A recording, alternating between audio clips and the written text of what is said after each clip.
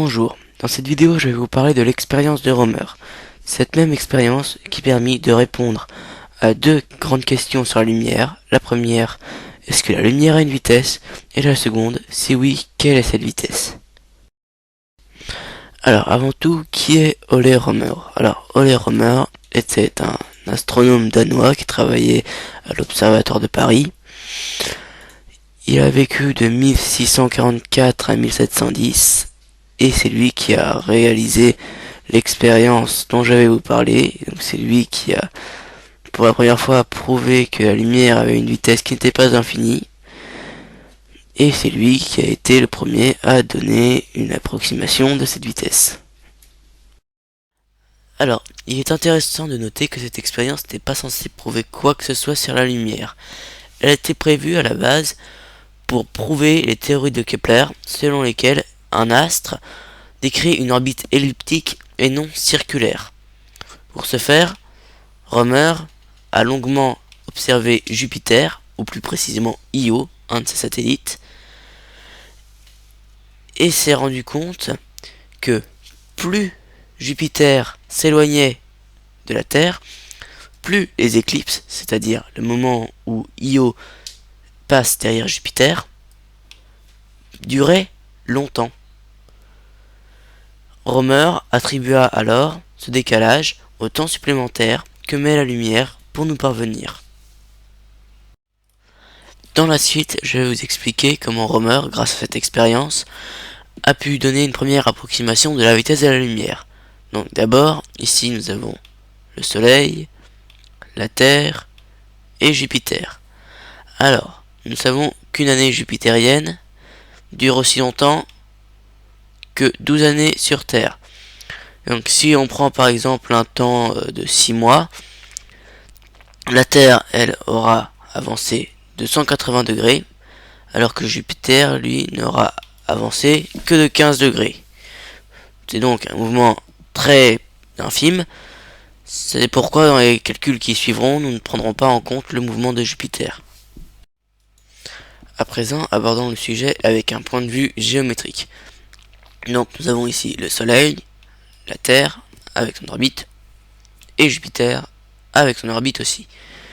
Donc nous avons ici la Terre à l'instant T1, et la distance Terre-Jupiter D1, qui correspond à la distance Terre-Jupiter à l'instant T1.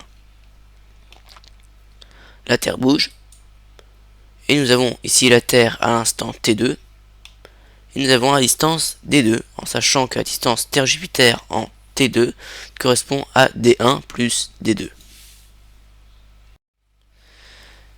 Donc nous pouvons remplacer la Terre à l'instant T1, T2 et le Soleil par trois points, les points A, B et O, qui forment ensemble le triangle ABO. Donc nous voyons ici l'angle alpha qui correspond à l'angle parcouru par la Terre entre les deux observations. Nous voyons ici UA qui est l'unité astronomique qui correspond à la fois à OA et OB, unité astronomique étant simplement la distance Terre-Soleil. Et si OA et OB correspondent tous les deux à l'unité astronomique, donc on peut affirmer que OA et OB sont égaux et également que AOB est isocèle. Si AOB est isocèle et que OI est la bisectrice de l'angle alpha, nous pouvons donc affirmer que OI est perpendiculaire à AB, que I est le milieu de AB et que OIB et OIA sont deux triangles rectangles. Maintenant passons à un point de vue arithmétique, avec les calculs de la trigonométrie.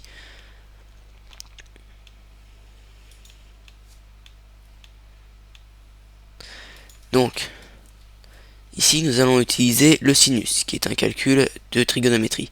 Donc, nous savons que le sinus de alpha est égal au côté opposé sur l'hypoténuse.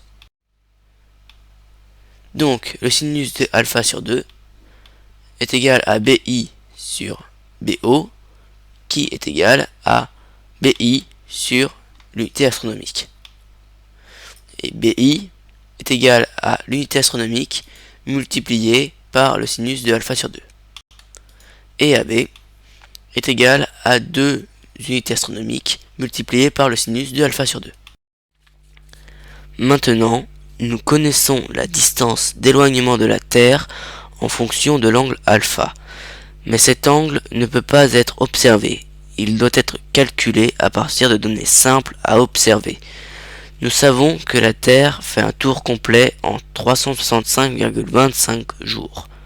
En une journée, elle parcourt donc un angle de 360 degrés sur 365,25 jours, ce qui nous fait 0,9856 degrés par jour. Ainsi, pour n jours, la Terre aura parcouru un angle de 0,9865 multiplié par nombre de jours. Cela nous permet de modifier la formule de AB de la façon suivante. AB égale 2 fois UA fois sinus de 0,4928 nombre de jours. Nous connaissons à présent AB en fonction de l'unité astronomique. Il s'agit donc maintenant de connaître l'unité astronomique. Eh bien, en 1672, 3 savants nommés Picard, Cassini et Richter ont donné la première estimation de l'unité astronomique qui, selon eux, est égale à 142 millions de kilomètres. AB est donc égal à 284 multiplié par le sinus de 0,4928 multiplié par le nombre de jours en millions de kilomètres. À partir de maintenant, nous savons que la vitesse est égale à la distance sur le temps. La vitesse de la lumière est donc égale à AB, AB étant 284 multiplié par le sinus de NJ, NJ étant le nombre de jours entre deux observations, multiplié par 0,4928 sur l'écart mesuré. Alors l'écart mesuré étant l'écart de temps entre les deux éclipses observées. La vitesse de la lumière, selon Romer, est donc égale à 225 000 km par seconde. Bon, on est très loin, bien sûr, des 300 000 km par seconde que l'on connaît aujourd'hui, mais c'est bien la première estimation de la vitesse de la lumière. Merci d'avoir regardé cette vidéo, j'espère qu'elle vous aura plu. Vous pouvez laisser un commentaire sur le site.